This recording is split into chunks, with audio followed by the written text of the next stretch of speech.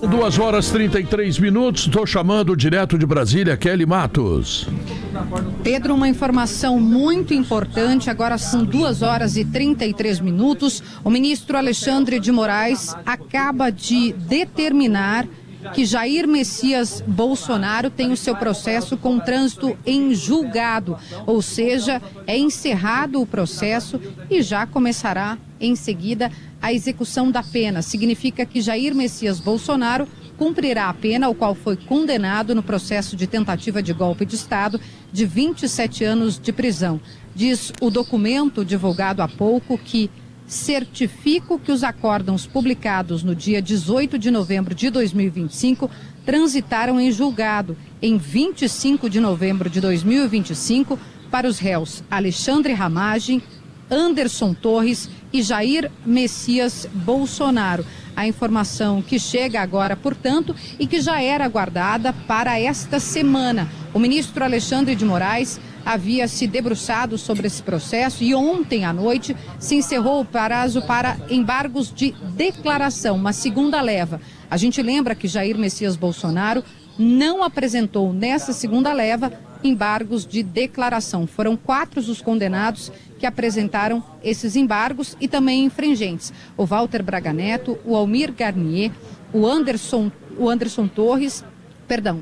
Walter Braga Neto, o Almir Garnier, o Paulo Sérgio Nogueira, foram os que apresentaram, assim como Augusto Heleno. Esses que eu citei agora, que tem o trânsito julgado, portanto, o fim do processo, não haviam apresentado embargos nessa segunda leva. A gente está falando, Pedro, de um processo relevante e importante e que deve, então, começar a ser cumprida a pena a partir de agora. O Bolsonaro está preso aqui na Superintendência da Polícia Federal em Brasília por conta de um outro processo, uma prisão preventiva, naquele processo que trata sobre coação das autoridades, da justiça, a partir da articulação com autoridades americanas, incluindo aí nesse processo Eduardo Bolsonaro e também Paulo Figueiredo.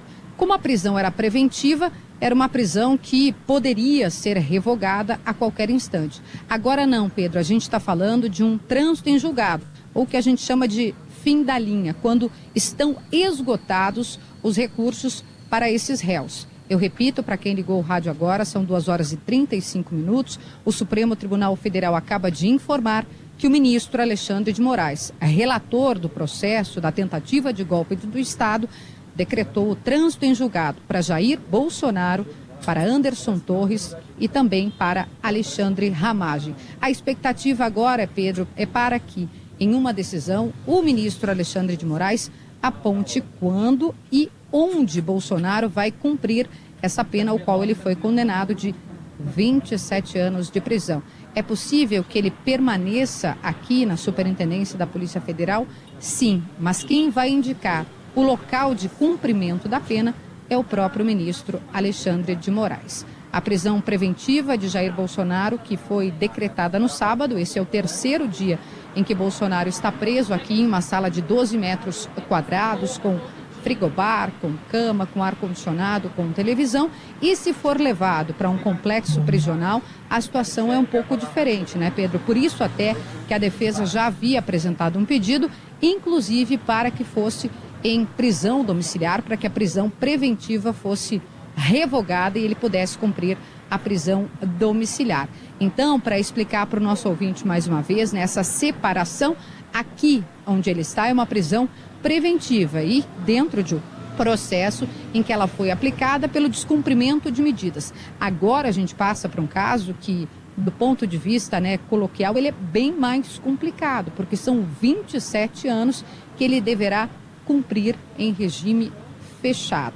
Claro que a defesa já se antecipou a isso e apresentou, Pedro, um pedido de prisão domiciliar humanitária, em função das condições de saúde do Bolsonaro, da idade avançada, que são requisitos que estão previstos na lei. A gente pode lembrar do caso recente do ex-presidente Fernando Collor, que inicialmente é preso, é detido, mas depois ganha este benefício. O que os profissionais da área do direito nos dizem, e a gente consultando, né, esses especialistas, é que essa possibilidade era uma possibilidade bastante concreta. Ocorre que, com a violação da tornozeleira, um fato que é considerado gravíssimo pela Justiça, esse pedido ficou bem mais distante. Tanto é que nos primeiros requerimentos apresentados pela defesa, o ministro Alexandre de Moraes já colocou como prejudicados em função dessa violação da tornozeleira eletrônica. Mas a informação do trânsito em julgado ela é bastante relevante porque a gente encerra um capítulo, um processo que foi esse que eu me referi, né, a tentativa de golpe de Estado, e agora sim Bolsonaro começa a cumprir a pena.